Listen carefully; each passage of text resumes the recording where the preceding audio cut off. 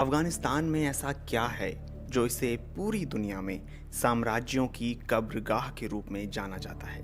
आखिर क्यों अमेरिका से लेकर ब्रिटेन, सोवियत संघ समेत दुनिया की तमाम बड़ी शक्तियां इसे जीतने की कोशिश में नाकाम रहीं? ये एक ऐसा सवाल है जिसका जवाब अफगानिस्तान के इतिहास और भूगोल में मिलता है। 19वीं सदी में तब दुनिया में सबसे ताकतवर रहे ब्रितानी साम्राज्य ने अपनी पूरी ताकत के साथ इसे जीतने की कोशिश की, लेकिन 1919 में आखिरकार ब्रिटेन को अफगानिस्तान छोड़कर जाना पड़ा। इसके बाद सोवियत संघ ने 1979 में अफगानिस्तान पर आक्रमण किया। मंशा ये थी कि 1978 में तख्ता पलट करके स्थापित की गई कम्युनिस्ट सरकार को गिरने से बचाया जाए, लेकिन उन्हें ये समझने में 10 साल लगे कि वो ये युद्ध जीत नहीं पाएंगे। साल 2001 में अमेरिकी नेतृत्व में हमले और उसके बाद कई सालों तक चले युद्ध में लाखों लोगों की जान गई। इस हमले के 20 साल बाद अमेरिकी राष्ट्रपति जो बाइडेन ने अफगानिस्तान से अपनी सेना को वापस बुलाने का फैसला किया। बाइडेन ने अपने इस फैसले का बचाव करते हुए कहा कि अमेरिकी नागरिकों को एक ऐसे युद्ध में नहीं मरना चाहिए जिसे खुद अफगानी लोग न लड़ना चाह रहे हों। साम्राज्यों की कब्रगाह के रूप में अफगानिस्तान की ख्याति को याद करते हुए बाइडेन ने कहा, चाहे जितनी भी सैन्य शक्ति लगा लें, एक स्थिर, एकजुट और सुरक्षित अफगानिस्तान हासिल करना संभव नहीं है। अफगानिस्तान के इतिहास पर अफगानिस्तान साम्राज्यों की कब्रगाह नाम की किताब लिखने वाले डिफेंस और foreign policy analyst David Isby BBC Mundo को बताते हैं कि ऐसा नहीं है कि अफगान काफी शक्तिशाली हैं, बल्कि अफगानिस्तान में जो कुछ हुआ है वो आक्रमणकारी ताकतों की गलतियों की वजह से हुआ है। ये एक जटिल देश है जहां आधारभूत ढांचा काफी खराब है, विकास काफी सीमित है और चारों ओर से जमीन से घिरा हुआ है। अक्सर कहा जाता है कि अफगानिस्तान को जीतना असंभव है। ये एक गलत बयान है। ईरानियों, मंगोलों और सिकंदर ने अफगानिस्तान को जीता है, लेकिन ये तय है कि ये एक ऐसा दुस्साहस है जिसकी एक कीमत चुकानी पड़ती है। 19वीं सदी में ज्यादातर समय के लिए अफगानिस्तान ब्रितानी और रूसी साम्राज्यों के बीच मध्य एशिया को नियंत्रित करने की रस्साकसी में प्रमुख मंच था। कई दशकों तक रूस और ब्रिटेन के बीच राजनयिक और राजनीतिक संघर्ष जारी रहा, जिसमें आखिरकार ब्रिटेन की जीत हुई, लेकिन ब्रिटेन को इसकी भारी कीमत चुकानी पड़ी। ब्रिटेन ने 1839 से 1919 के बीच 3 बार अफगानिस्तान पर हमला किया और ये कहा जा सकता है कि तीनों बार ब्रिटेन फेल हुआ। पहले एंग्लो अफगान युद्ध में ब्रिटेन ने 1839 में काबुल पर कब्जा कर लिया, लेकिन ब्रिटेन को लग रहा था कि अगर उसने ये कदम नहीं उठाया तो उससे पहले रूस काबुल पर कब्जा कर लेगा। इसके चलते ब्रिटेन को ऐतिहासिक हार का सामना करना पड़ा। कुछ जनजातियों ने बेहद सामान्य हथियारों से दुनिया के सबसे ताकतवर मुल्क की सेना को बर्बाद कर दिया। 3 साल के आक्रमण के बाद अफगानिस्तान ने आखिरकार हमलावर सेना को भागने के लिए मजबूर कर दिया। इसके 4 दशक बाद ब्रिटेन ने एक बार फिर कोशिश की। इस बार उसे कुछ सफलता मिली। साल 1878 से 1880 के बीच हुए दूसरे एंग्लो अफगान युद्ध में अफगानिस्तान ब्रितानी संरक्षित राज्य बन गया, लेकिन ब्रिटेन को काबुल में एक रेजिडेंट मिनिस्टर रखने की अपनी नीति को त्यागना पड़ा। इसकी जगह ब्रितानी साम्राज्य ने एक नए अफगान अमीर को चुनकर देश से अपनी सेनाओं को वापस बुला लिया।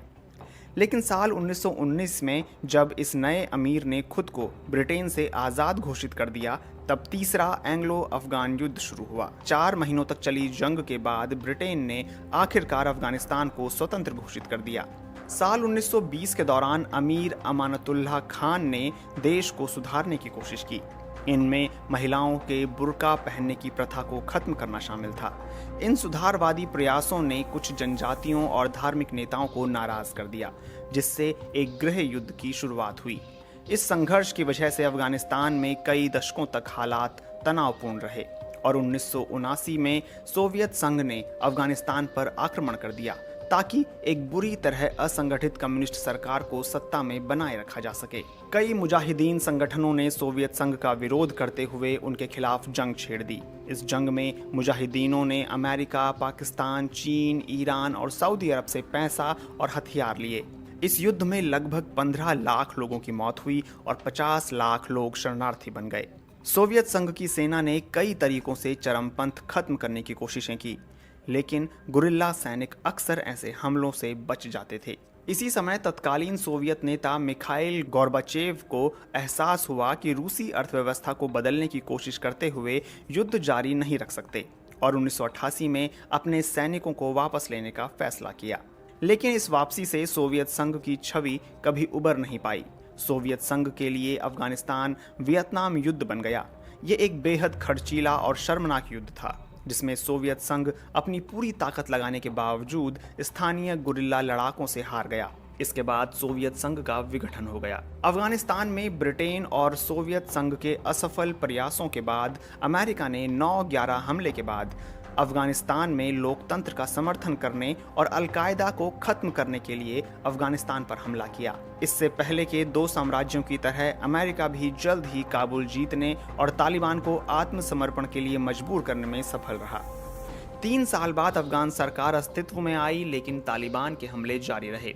पूर्व राष्ट्रपति बराक ओबामा ने 2009 में सैन्य टुकड़ियों की संख्या में बढ़ोतरी की, जिससे तालिबान पीछे हट गया। लेकिन ऐसा ज्यादा दिनों तक नहीं हुआ। 2014 में सबसे ज्यादा खून खराबा देखा गया। नाटो सेनाओं ने अपना मिशन पूरा करके जिम्मेदारी अफगान सेना पर सौंप दी। इसकी वजह से तालिबान ने ज्यादा इलाकों पर कब्जा कर लिया। इसके अगले साल लगातार आत्मघाती बम धमाके दर्ज किए गए। इनमें काबुल की संसद और हवाई अड्डे के नजदीक किया गया धमाका शामिल है।